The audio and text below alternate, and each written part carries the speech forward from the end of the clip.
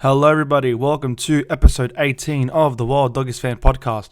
If you're new here, please like the video, comment down below, subscribe and stay tuned for all future videos. Also, please follow me on Instagram at the Wild Doggies Fan. I post tons of content on there. I post edits, memes, all Bulldogs news. I repost everything. So please go follow me on there. We're on the road to 200 followers by the end of 2025. Okay, so we have a lot to cover in this episode. We get to cover our first Bulldogs game for 2025 as well. So, without further ado, let's get started. Alrighty, so we'll first cover week 1 of the Preseason Challenge. The first game on the Friday night, Sharks and Warriors, ended in a draw 12-all. For the very first game of 2025, it was a very sloppy game. A lot of errors, a lot of mistakes, players were fatigued very easily, but it was the first game. It had all the most anticipation. Tommy Hazleton got the first try of 2025. You love to see the big boys get the first tries of the year. The Warriors, for having majority of their first grade squad playing, I really thought they were going to win this, so, that's already raising more concerns for the Warriors. However, the shining light, Luke Metcalf, mate, he was actually pretty good, and now that we know he's going to be the halfback, he's doing the goal kicking. He's a player I'm keeping an eye out for. For the Sharkies, their junior system is really good. I'm very impressed with them. They played really well. They managed to tie up the game. Even though they really should have gone for the field goal at the very end of the game, they tried to spread the ball, go for a try. I get it, they're taking a gamble, but the more experienced player would have tried having a crack at field goal. But still, for the first game of 2025, it was really good. I enjoyed it. A lot of big hits, a lot of big moments. And yeah, it was a very good game. The second game, Panthers and Raiders. Raiders get the win 22-16. And this was the better game of the two, in my opinion. The Raiders junior system is impressed me a lot more than I thought it would be. They have so many great players coming through. I didn't think they were ready yet. I thought maybe another year they would have compete, but mate, they did well against Panthers. There was a good while where the score was 22-4. Penrith only managed to score a couple of tries at the very end of the game to try and make the score more reasonable. But yeah, it was still a great game from the Raiders. It was a really good game. That felt more a consistent footy, and yeah, it was a really good game. A big thing from both these games, though, the NRL have made a statement by cracking down on the play the ball rule. Instead of lately, last maybe year or so, players after a tackle, they don't really put their foot on the ball to kick it back. They just kind of put their foot over it. Well, now, if they do that, the refs will make it a handover, and the opposition players will now get a crack at it. Well, will get the ball and have a chance at, playing, scoring some tries. So, yeah, that was a big thing, and I'm glad they're now cracking down on that. Alright, so now we're going to do my awards for the first week of Preseason Challenge. So, for player of the round, I'm going to go with Owen Paddy from the Raiders. Scored a try-double. He was my only try scorer that I picked that scored. I picked 3 wingers and a hooker, and the hooker is who scored a try. He was the only one that scored, that was really cool. I already had high praises for Owen Paddy. He's a great player, and he got to really put that on display, and I think moving forward he's going to be a great player. And hopefully he debuts this year. Also, for team of the round, I'm going to give it to the Raiders. They were really good. They were very impressive with the way they were able to play footy. They were spraying the ball, running through the middle. It was just really good. Worst team of the round, I'm going the Warriors. For having most of their first grade side up against a mainly reserve grade Shark team, they really should have won this game, and it was very disappointing from them. And they're further raising my concerns I have for them going into season 2025.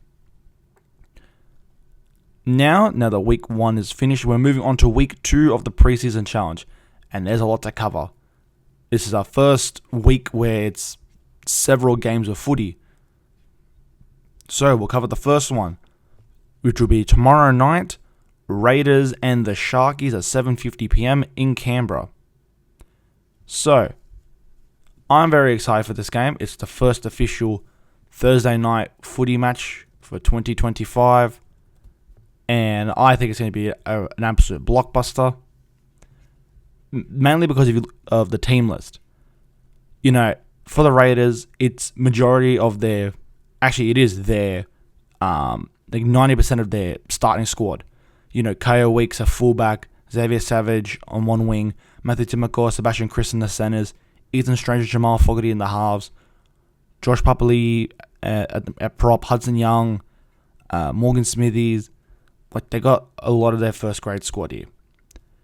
And the same for the Sharks. Will Kennedy is back at fullback. Samuel Stonestreet replaces Sione Katoa. Ramian and Idle in the centers. Ronaldo Mulatalo is back on the other wing. Trindle and Hines as the halves pairing.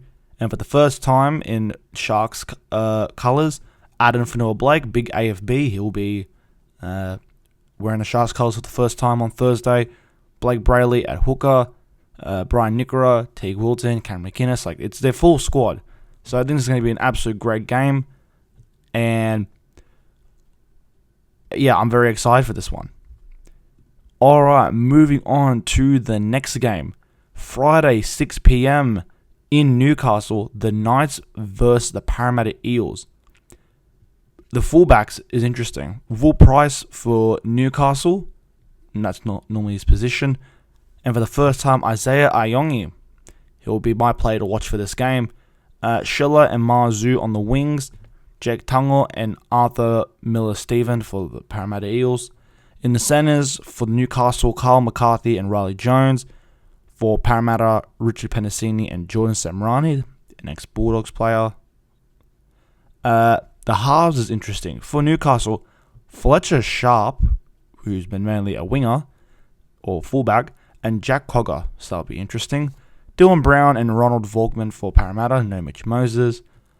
For the forwards, it's all mainly like they're not mainly who they would put at their starting squads, like for Newcastle, Jack Hetherington, Brady Jones, Thomas Cant. For Parramatta, Joe Offengawi, Katoni Katoga, Kalma Tolangi, Charlie Geimer. For Newcastle, Tyson Frizzell at lock, he's the captain for this game. The bench for Parramatta, Joash Papali'i, Bryce Cartwright. For Newcastle, Tyson Gamble, Jackson Hastings. So that's another interesting game. Should be good, first game in Newcastle. And then we get our first Queensland Derby of 2025 at 8 p.m. in Cairns. Cowboys and Dolphins. Both squads do not put their starting teams. It is mainly all their reserve graders. The only notable ones for the Cowboys, Robert Derby and Jackson Paulo. That's really it. Coleman Hess is their captain. Otherwise than that, it's all the reserve squad. For the Dolphins, Kurt Donahue at fullback's interesting. Sean O'Sullivan and Jake Averillo as the halves pairings. That's interesting. Realistically, it's two reserve grade Queenslander teams. It should be interesting. Should be a good game for Friday night. And we move on to the two Saturday games at 1:30 p.m. at Hamilton. The Warriors and the Melbourne Storm. For this game, the Warriors have named less of their starting players. RTS gets to play again. He gets his chance to play. He was meant to play last week, but didn't get to play because of an injury niggle. He will be playing on the wing. Tamari Martin and Luke Metcalf as the halves pairings. Big Bunty Afoa, Wade Egan, Jackson Ford. In the second row, Dimitriak Vayamalga. His name will come up later in this video. And he's at second row for them, so he'll be one to watch. Aaron Clark at lock. For the Melbourne Storm, they've barely named any of their first graders. The big ones, though, Suafa Longo at fullback, Tyron Wishart at 5'8". From the Tigers, Stefano Oijukumanu in Melbourne colours for the first time at prop. Lazarus Valepu, Bronson Garlic. This should be another really interesting game. They're all interesting. Like, this is preseason games. It's all interesting because we don't know what to expect from each team. Now we move on to the second game, and the only other game on Saturday at 3:30 p.m. in Gosford, Rabbitohs and Manly. So, for the South Sydney Rabbitohs, Jai Gray at fullback, Fletcher Myers and Talona Penatani, hope I said that right, on the wings. Isaiah Tass and Declan Casey in the centres. Jamie Humphreys and Lewis Dodd as the 5'8" and halfback pairing. That'll be interesting to see how that works because they're both in contention to be the halfback for the first grade squad for this year. Sean Kempy, Peter Marmazelis, one of the highly touted up hookers. You would all remember him from last week's episode. He will be playing this week. Thomas Fletcher. That's really it for notable names. For Manly, Lehigh Hapawadi at fullback. That's really it in terms of like recognizable names for their starting squad. Corey Waddell, I guess. Gordon, Chan Kam Tong. Chris Patolo from the Bulldogs. Taniela Paseka. That's really it. Now we move on to the Sunday games. There's 3 on Sunday, the 16th of February. The first one at 3:30 p.m. at Toowoomba Sports Ground. Broncos and Titans, another Queensland derby. For the Broncos, Hayes Perham at fullback. Josh Karapani and Dean Mariner on the wings. Deluz Hoita and Jihamat Shibaski. I hope I got that right. In the centres, Billy Walters at Jockman at halfback. Tyson Smoothie at hooker. Kobe Hetherington at lock. His name will also come up later in this video. Kobe Black, and that's really it. For the Titans, Jalen DeGroot at fullback. Jojo Fafita at one centre spot. Philip Sami on one wing spot. Your halves pairing, AJ Brimson and Kieran Foran. Mo Fodawaker at prop. Jamin Jolliffe, David Fafita, Bo Fermor, Chris Randall in your forward pack and second rowers and locks. Cleese Haas on interchange. Joash Pahulu, who's had some issues with the club. He will be playing though at jersey 17. And yeah. Moving on to the big game for me, obvious reasons. For the first game of 2025, the Bulldogs will be playing against the West Tigers at Netstrata Jubilee Stadium, 5:30 p.m. This is going to be a great game. I'll be going to this game, so should be a lot of fun. I can't wait to see the Bulldogs playing again. I've been craving to see the Bulldogs play some football. Not many of their first graders, if any, really, in this squad, but I'll go to the full list. Blake Taff at fullback. Blake Wilson and Jonathan Sewer on the wings. Luke Smith and Danny Gabriel in the centres. Drew Hutchison and Joseph O'Neill at 5'8" and halfback. Daniel Soluka Fafita at prop. Bailey Hayward at hooker. Samuel Hughes at prop. Harry Hayes and Lipoyopoy as second rowers. And Jamin Salmon at lock. For the bench, Ruben Mawali, Tom Amone for the first time. Aleki Ola Simi Jones and Jack Todd. Our other reserves, Cassius Tia, Zion Mayu, Cooper Toy, Jack Underhill, just to name a few. For the Tigers, Heath Mason at fullback, Gerald Skelton and Alex Lobb on the wings, Josh Felady and Solomona Fatape in the centres, Lockie Galvin and Latu Fainu as the halves pairings, Tim Johnson, Talon De Silva, David Clemmer, Sione Fainu. It's really it for recognizable names. Obviously, this is my most anticipated game for this week. Finally getting to the Bulldogs play again. Leonard Juniors have a turn to get some game time and certain positions, fighting out for their spots. So that'll be really exciting to see on Sunday. But there is one more game after that for a double header. The Dragons and Roosters will also be playing at Netstrata at 7:30 p.m. The Dragons have named almost their entire first grade squad. Clint Gutherson at fullback, Sione Fainu and Matthew Fege on the wings, Moses Sully and Valentine Holmes in the centres, Kyle Flanagan and Lachlan Ilias as the halves pairings, Damien Cook at hooker, Luciano Leilua, Jaden Sewer, Jack DeBellin, Jacob Little's on the bench, RFM is jersey 15, some of the Counterman boys. For the Roosters, Ethan King at fullback, Dominic Young and Fatali Palga on the wings, Mark Nomonga Nitawase at one centre spot, and Robert Toya, two players I'm keeping an eye out for.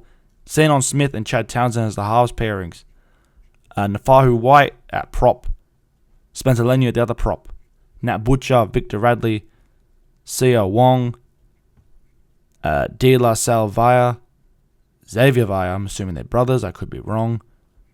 That's really it for recognizable names. Oh, Jake Elliott. That's really it. It's another derby game. That should be really interesting, and I'm very excited. A lot of exciting games to look forward to this week. Preseason Challenge Week 2. I'm very, very excited. And now we're going to do my tips for all these games. We'll do tips and anytime try scorers. So, the first one, Raiders versus Sharks. I'm going to back the Sharkies on this one. I think with the first grade squad, I think they're just better. I'm going to go 1 to 12. I don't think they're going to go all out. I think they're going to play a little more conservative. They're not going to really be attacking or flashy. So we'll go Sharks 1 to 12. And for an anytime try scorer, I think Jesse Ramian is a good shout. So I'll pick him. Knights versus Eels. I'm going to back the Eels here 1 to 12. Can't see this game coming a blowout. I'm going to go Isaiah Ayongi though for my anytime try scorer for SuperCoach reasons. Cowboys and Dolphins. I'm going to pick Cowboys here, but again, only 1 to 12. Robert Derby on the wing should be really good for anytime try scorer. Warriors and Storm. I just think Warriors don't care too much about this. They're just ready to go to Vegas. So I'm going to back Melbourne 13 plus. Tyron Wishart anytime try scorer. South and Manly. I'm backing Manly, and I'm going to go 13 plus here. It could easily become 1 to 12, but I'm going to say 13 plus. I just think they rolled them through the middle. And I'm going Lehigh Hopewadi for anytime try scorer. Broncos and Titans. I'm going to back the Broncos here, and I'm going to go 13 plus. And I'm going to pick Kobe Hetherington for my anytime try scorer for SuperCoach reasons as well. Now this next one's interesting. Bulldogs vs Tigers. Of course, I'm backing the Bulldogs. And yes, I will be going 13 plus. For anytime try scorer, I'm actually picking 4. I'm doing both our centers and starting wingers. So Danny Gabriel, Blake Wilson, Jonathan Sewell, and Luke Smith. I think all 4 of them, I've been watching them all. They're all outstanding players. Danny Gabriel won the Jersey Flegg, was a part of the Jersey Flegg Grand Final Bulldogs team of last year. Blake Wilson, Jonathan Sewell, both great wingers. Luke Smith, looking like an absolute jacked beast. So I reckon all 4 of them will go for a try in this game. Dragons and Roosters. I'm backing Roosters, but only 1 to 12. And I'm going to go Mark Nwanga-Nitawase to score a try. Him or Robert Toy, but I'm going to back Mark because I think it'll be interesting. So yeah, those are my tips and anytime try scorers for Preseason Challenge Week 2. Okay, now that's done. We'll be starting the next part of Project SuperCoach 2025. This is part 2, as I just said. Last week we covered the hooker position. We're now going to move down 2 spots this week, and we're doing the front rower and second front rower positions. We'll be analyzing both of them. I have all the stats and all the player names lined up, ready to go. At the end of this segment, you'll see on the screen what the current team looks like with how much money is left in the salary cap. And yeah, very excited. Let's get this underway. So, we'll do the second rowers first because we'll do front rowers first because that is the first position underneath hooker. So we'll do our front rowers. So, as always, we start with our cheapies and then we move on to our starting players. Or the gun players. Alright, so at number 5, actually, I should explain. For the cheapies, I picked the 5 best cheapies and I ranked them in order. At number 5, Aaron Clark from the Warriors. 391,200, 12% ownership. Look, he's going to get a starting spot in this team, but it's just how many minutes he's going to get and also just how the Warriors are going to perform. I have my questions. At number 4, Miles Martin from the Raiders. 198,000. Incredible cheapie. 17% ownership. You're really going to get him in there because he's just so incredibly cheap and he probably will get a bench spot perhaps, but he wouldn't be your go-to pick. At least for front row, maybe second row. Now, the next one. At number 3, Tom Amone from the Bulldogs. $232,600. 22% ownership. He's been praised over in the Super League. He's come over to the Bulldogs. Incredibly cheap. More than likely, we'll get a spot. In my opinion, he'll get a starting spot on our bench. I think he's going to come on for big minutes, do a lot of work for us for the middle. I think he's going to be a great cheapie. At number 2, Royce Hunt from the Tigers. $249,200 at 31% ownership. That Tiger squad, where they are desperate for the big forwards, Royce Hunt will be perfect off the bench. He'll do good minutes. He'll score you well. I think an absolute must. The number 1 cheapie, though, in the front row position, Corey Horsburgh from the Raiders. $355,500 at 43% ownership. I think it's an absolute bargain. I think he will definitely be at that lock position for the Raiders potentially. He'll do well. He's had an incredible run with the Raiders. When he's been part of that starting squad, he's done well. So I think he is an absolute must for front row forward cheapies. Now we're going to do our top gun front rowers to put in your SuperCoach squad. Okay, so at number 7, for a neat little pod play if you want, Max King from the Bulldogs. $565,600, 1% ownership. I had him last year. He did very well for me. He's a great for base stats, but I think this year I'm just going to skip on him. I want to try and expand. At number 6, for another pod play, you can go Joseph Tarpany from the Raiders. $655,100 at 4% ownership. You know, it's a lengthy price tag, and I just don't know how the Raiders are going to go this year. I just have a lot of questions. One of the most popular picks at number 5, Tino Fa'amausili. Hope I probably butchered that. Big Tino from the Titans, $531,300, 35% ownership. So a lot of people have got him because, you know, he's at an incredibly cheap price, but it's just the fact that he's come back from an ACL injury. We don't know how they're going to manage him because, you know, they don't want him to be overworked and he injures himself again. So I have my reservations. At number 4, Mitch Barnett from the Warriors. $661,000, 11% ownership. Very popular pick. I'm going to personally skip out on him. Again, I have my questions about the Warriors. At number 3, Payne Haas from the Brisbane Broncos. $669,200, 15% ownership. This guy is an absolute workhorse. When he is switched on, he is one of the most damaging front rowers. He'll get through a ton of meters. He'll get you all your stats. He even has a few tries in him. If you have him in your squad, you're pretty much set. However, I do think there's another player who can get the same amount of stats as him at a much cheaper price. At number 2, though, the most expensive player on this list, and someone who I really want to put in my squad, Adam Faneuil-Blake for the Sharkies, $706,000, 500 at 13% ownership. I so desperately want to put him in my squad. I remember at the early drafts of this, he was one of my set and forgets. But that price tag is just so high, and the fact that like the first couple of weeks they may not start that well. He's already come out saying he's going to play less than minutes. I just don't know with that price tag if it's going to earn me money or it's going to lose me a lot of money. So my plan is maybe wait, let him play a couple of weeks, let his price probably drop a bit because it probably will drop, and then pick him up when he's a bit cheaper. So then when he eventually picks up his form with the Sharks and they skyrocket, I'll be making plenty of bank. So that's my plan with AFB. He's going to be in my squad eventually, but just not now. Too much money. The number 1 prop pick for me, who was another absolute must, Terrell May for the Tigers, $597,500 at 47% ownership. That is a huge ownership percentage. That's nearly half of the entire SuperCoach fan base, player base, owning him. He's in my squad as the most definite must. So Tigers, I think he's going to have big minutes. Like Payne Haas, he's going to get through a ton of work, a ton of stats. He's got a lot to prove this year. Like, if you don't own him in your squad, then you're making a big mistake. He's going to do very well this year, barring injury.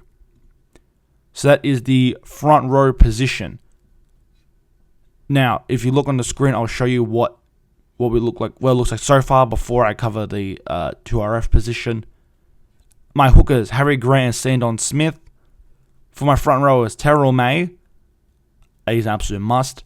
Then I got the top 3 cheapies. Corey Horsburgh, Royce Hunt, and Tom Amon on my bench. I think that is a solid lineup. Most expensive players, under 600 grand. That's doing well. That's maintaining the budget very well. Now we're going to move on to the second row forwards. We'll do the top 5 cheapies first, and then we'll go into our big guns. There's actually a lot for the big guns. There's actually there is 10 of them to go through. So we'll do the cheapies first. So at number 5, Josh Schuster from the Rabbitohs, $265,000, 100, 30% ownership. I think that's going to drop. I just don't know if he's going to... they've been very quiet on him. There's not really any talks if he's going to even be in the starting squad. I'm going to hold out on him, but very great cheapie. Nafahu White for the Roosters, $367,100, 24% ownership. I think he's an essential part of the squad. The reason I got him low, I just don't know about his minutes, how much he's going to play. But if you've got him in your squad, then you've got yourself set up pretty well. I had him for a bit last year. He did okay, but that was with that massive front row forward pack that they had. At number 3, Dimitriak Vaiamalga from the Warriors, $232,600, 21% ownership. I think he's in for a big season, and I'm looking forward to that. At number 2, Kaluki Fenefuyaki from the Dolphins, $368,200 at 17% ownership. Again, him and Nafahu White, they're kind of back and forth. Like, if you really want to be conservative cheap, which I probably might be, I might go Nafahu. I might actually swap Nafahu and Fenefuyaki around for 4 and 2 spot, but they're both great picks for this team. Fenefuyaki is less of a popular pick, so I might hold off on that. But the number 1 pick and one of the essentials for my squad for cheapies, Kirby Hetherington from the Broncos. I think he's in for a good amount of minutes this year at $338,800. No, $338,800, yep. 13% ownership. I think he's an essential for this squad, and yeah, he's my number 1 cheapie pick. So I'm going to do 10 second rowers you could put in your squad. There's a lot to go through. It's one of the best positions, honestly, if you want to pick. I recommend picking just one gun second rower and a bunch of cheapies. So at number 10 for a pod play, Brian Nikora, $682,100, 3% ownership. You could get him. It's just, I don't know how he's going to jive with the squad. He started last year a bit slower. I have my reservations, but it's still a solid pick. At number 9, Jacob Preston from the Bulldogs, another pod play, $609,200, 5% ownership. Look, he's going to get through a ton of work. I think there were times last year he had great games and he scored over 100 points. That was great, but you just don't know with injuries, and that price tag is quite steep, so I'm going to hold off. At number 8, David Fafita from the Titans, $749,400, 1% ownership. I think, honestly, don't get him. I think that price tag is extremely high for someone who's already got some injury concerns around him, doesn't even play round 1. I'd hold off on him for that price tag. At number 7, Kelma Tuolagi from the Parramatta Eels, $433,800, 7% ownership. He's just someone you can get him for a slightly cheaper price if you want. If you want, you can pick like 2 mid-range second rowers and then a bunch of cheapies. Speaking of mid-range second rowers in terms of price, Connor Watson at number 6 from the Roosters, $583,000 at 26% ownership. If you have him at hooker or second rower, it's a good spot, but personally, I'm not getting him. I think, again, just don't know how Roosters are going to go this year. At number 5, Max Plath for the Dolphins, $617,000, 600 at 10% ownership. He's going to get through a ton of work. Clearly, eventually, he's going to get his Origin debut, so there's a lot of potential in him. I still have a lot of reservations, and I just don't know what's going to happen. At number 4, one of the most popular picks, Isaiah Papali'i from the Panthers, $585,500, 21% ownership. For a while, I had him in my squad, but it's just, I don't know. It didn't look that impressive to me over the weekend. I have my concerns. If I was going to pick a Panthers player, I would be picking number 3, Isaiah Yeo, $727,100, 10% ownership. It's a heavy price tag, but mate, there's a lot of potential with that. He got through a ton of work last year, had one of his career best, actually, it was his career best form. If he's not in my squad, then one of the other two will probably be there, but he's a very good shout. At number 2, Homole Olakuatu from Manly, purely because he's cheaper. $665,700, 19% ownership, so another very popular pick. If he's in your squad, you know what you're going to get from him. I just think the number 1 spot is better. And I think Manly, they can have their really bad games. But I know with this number 1 player, I won't have that issue. He was one of my standouts from last year. At number 1, Eli Katoa from the Melbourne Storm. $717,300, 8% ownership.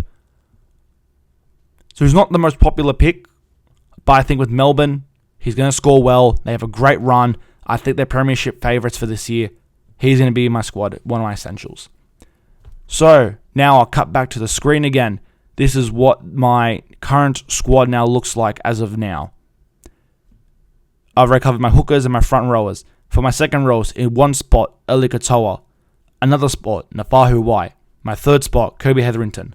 On the bench, Charlie Geimer, Miles Martin, and I'm going to try and get his name right, Dimitriak Vayamalga. Those will be my 3 players on my bench. So that is currently what my squad looks like now. You'll see my remaining salary in the top corner. And yeah. Thank you for tuning in to this segment for Project SuperCoach 2025. Look forward to next week where I'll be doing the 5/8 and halfback position analysis. Okay, speaking of, looking out for signings and looking out for players for building a team, this next segment and the second last segment for today's episode, we'll be doing the top signings to watch in 2025. I've got 10 spots. However, there's actually 11 players. Because at number 10, I've got Damien Cook and Val Holmes. I think they're both on the same level for the Dragons. They're both very well experienced players. Damien Cook, was once a Bulldogs junior, South Sydney icon, in my opinion. Val Holmes, premiership winner with the Sharks. A prolific try scorer for the Cowboys, point scorer, the whole bunch, Origin machine. So I think they're both going to bring a lot of experience and a lot of skill to the squad. At number 9, Blaze Talangi from the Penrith Panthers. He was great last year with Parramatta. Penrith snatched him up without even really blindsiding everyone. And I think he's going to be a key part to the squad, especially if he's going to be the 5/8 partner with Nathan Cleary. He could be in for a huge year. At number 8, Clint Gutherson for the Dragons. I just think he's going to bring a lot of leadership to that team. He's got the same kind of mentality with Shane Flanagan. They both kind of have the same opinion on refs. They're both passionate. I think it's a great pairing. And I think Gutherson's in for a year of redemption after, being rejected and sent away by Parramatta. At number 7, Terrell May for the Tigers. The Roosters gave him the tap and kicked him out, essentially. And for no apparent reason, really, there was no off-field problems. They just got rid of him for money. And, the Tigers have picked him up. And I think he's in for a huge year. At number 6, Stefano Oitukamanu from Melbourne. Melbourne lately have been lacking just one big front rower. Now they've done that. They've signed him. We'll see this year what he does after being churned through the Melbourne Storm system. We'll see what he produces, but it's going to be something huge if it all pays off. At number 5, Ben Hunt for the Broncos. He's finally back home with the team he's always wanted to be with. I think it's just a great reunion. I think he's going to try and make the most out of it. Maybe undo the wrongs of 2015. Push for a premiership. He's only got maybe 2-3 years left at most. So I'm expecting a lot from him going into a couple years. At number 4, James Fisher-Harris for the Warriors. He's been named as a co-captain alongside Mitch Barnett. He's already bringing a lot of that Penrith Panther culture, but also that Kiwi heritage to the Warriors. And I think he's going to be he may not achieve the most on the field. It's off the field I think is where he's going to achieve the most. All right, at number 3, Adam Fanua-Blake for the Sharkies.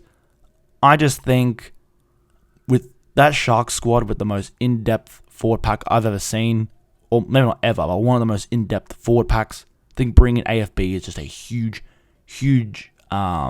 signing. I think with Nico Hines as halfback, I think he's going to feed him a lot of the ball, a lot of crash plays. I think he'll be a prolific try scorer this year potentially if he gets a lot of big minutes. And number 2, Zach Lomax from Parramatta Eels. I just think after all the issues he had with the Dragons, now he's going to play centre. We'll see how that goes with him. I think it's going to be very interesting to see how long Zach Lomax lasts at centre. But at number 1, it's Jerome Luai for the Tigers. 4 premierships, the Penrith Panthers. Going to the Tigers is going to be the halfback. Had the great year at halfback in 2024. Now he's got a lot to do in 2025. And he's the number 1 sign to watch, in my opinion. I think he's the one who's going to save the Tigers from the despair they're in currently with 3 wooden spoons. So, yeah, that is my top signings to watch in 2025. Now, on to my last segment for the evening, the Bulldogs Gala night. On Tuesday night, which at the time of this recording was a night ago, I and a few of my other friends, we went to the 90th anniversary Gala night for the Bulldogs.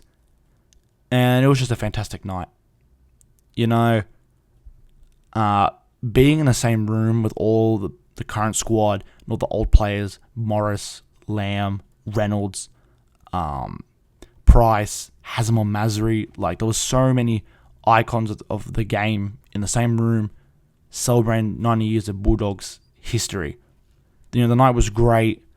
The jersey reveal was stunning. That I loved. Personally, one of my favorite jerseys. I will definitely be buying that and putting that in my wardrobe somewhere and wearing it to games. So that'll be a stunning jersey.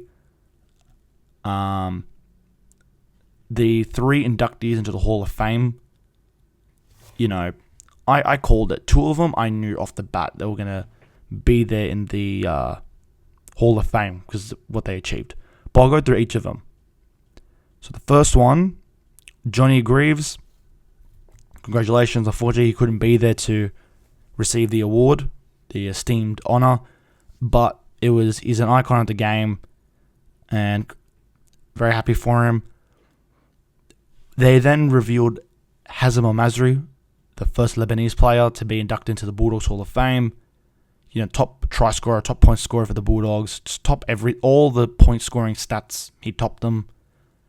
A true icon to the game, an inspiration to all the young Lebanese fans like myself.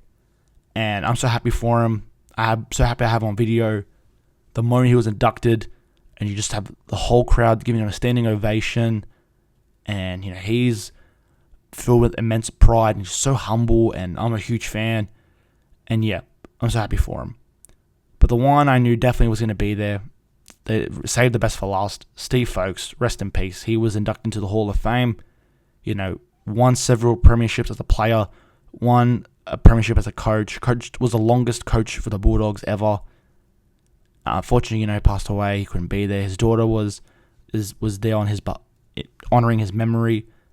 And I'm so happy that the Folkes name is now forever written in Bulldogs history. They got Steve Price to announce that, and it was very emotional. It was a very touching moment, and it was just something really emotional and something beautiful, celebrating someone's life like that. And now it's forever immortalized in the Hall of Fame. But yeah, the Gala night was great. The actual building itself was beautiful, the town hall building.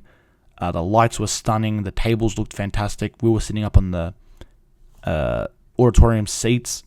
It was still great. Where I was sitting, I saw Vossi. I saw everyone. I was on the stage. I saw it directly in front of me. I should have all the photos playing on the screen. And yeah, if you want to see the videos though, go on my Instagram at the World Doggies Fan. That's where I post them. Got to meet crying again. Got a sick photo with him. So that was a highlight. Got another photo with the man himself. And yeah, I think that's about it for today.